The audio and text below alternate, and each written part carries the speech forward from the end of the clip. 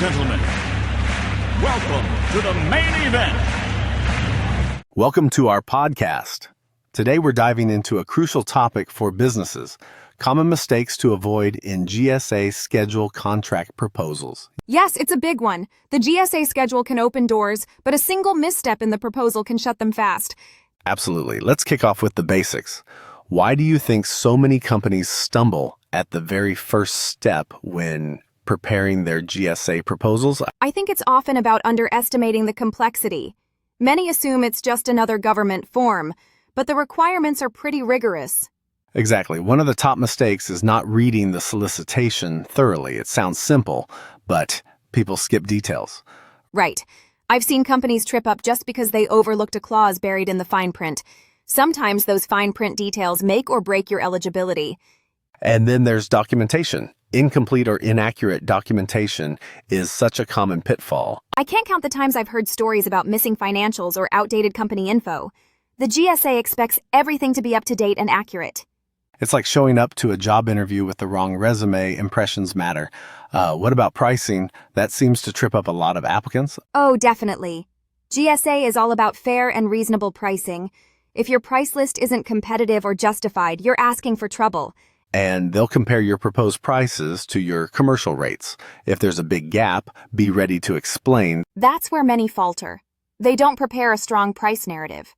Or worse, they forget to include commercial sales practices disclosures. The CSP form, right? If you fail to disclose your most favored customer or special discounts, that's a red flag.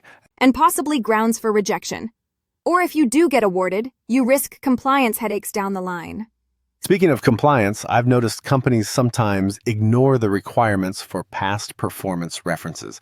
Yes, some think a vague testimonial will do, but GSA looks for detailed, specific references, often with contact info and contract details. It's not enough to say, we did a good job, they want proof, and they want verification. Exactly. And then there's the issue of not tailoring responses.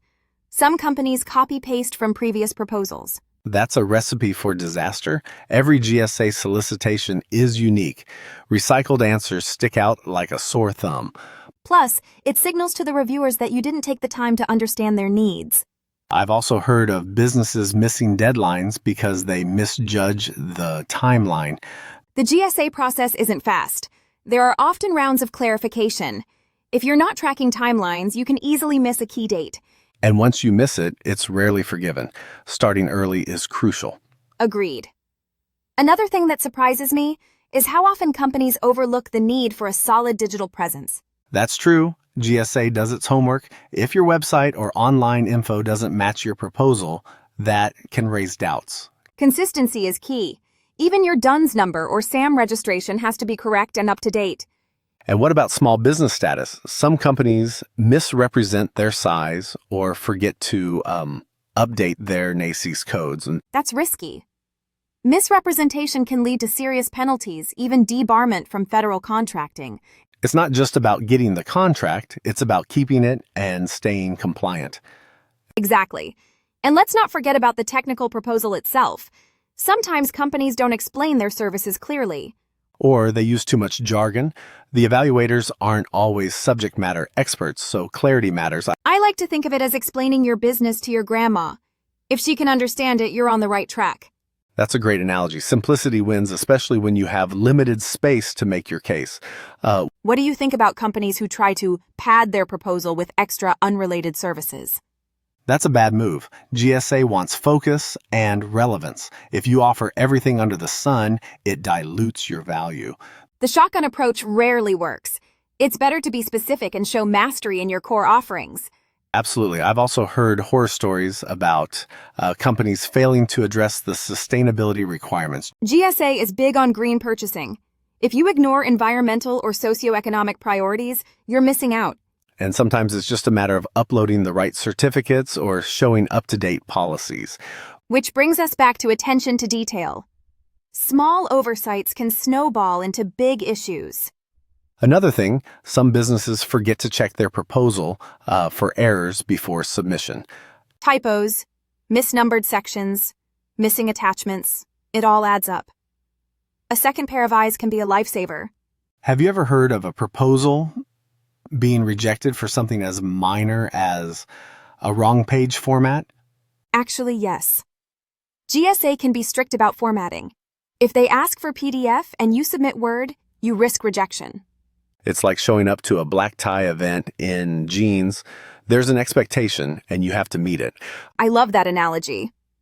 Speaking of expectations, some companies don't realize GSA wants a long-term relationship, not just a one-off deal. That's right. The proposal is just the beginning. There are audits, modifications, and ongoing compliance. If you're not ready for that commitment, it's better to wait until you are. So, for listeners thinking about applying, what's your top piece of advice? Triple check everything. Read the solicitation, follow instructions exactly, and don't cut corners. And don't be afraid to ask for help. There are consultants, resources, and even GSA helplines. Sometimes investing in expert advice saves you from costly mistakes down the road.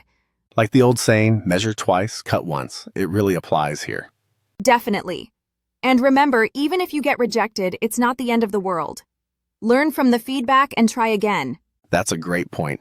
Resilience is key. The government loves persistent, prepared vendors. And who knows, your next proposal could be the winning one.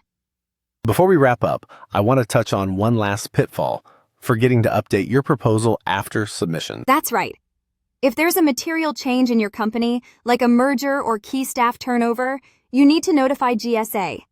Otherwise, you risk being out of compliance before you even start. It's an ongoing process, not a set it and forget it situation. So, in summary, attention to detail, honesty, preparation, and staying engaged are your best friends in this process. And a little sense of humor doesn't hurt, especially when you're knee-deep in government forms. Absolutely. We hope today's discussion helps demystify the process and saves you some headaches. If you're considering a GSA schedule proposal, take your time, do your homework, and don't be afraid to ask questions. Thanks for joining us today. We'd love to hear your own experiences with GSA proposals or your questions. And remember, every great contract starts with a great proposal. Good luck out there. Until next time, keep learning and keep growing in the world of government contracting. Thanks for watching. I'm Nancy, your AI avatar. If you like this podcast, you can get one for yourself based on a website, YouTube video, or any source. Contact me to get a customized quote for your content. See you soon.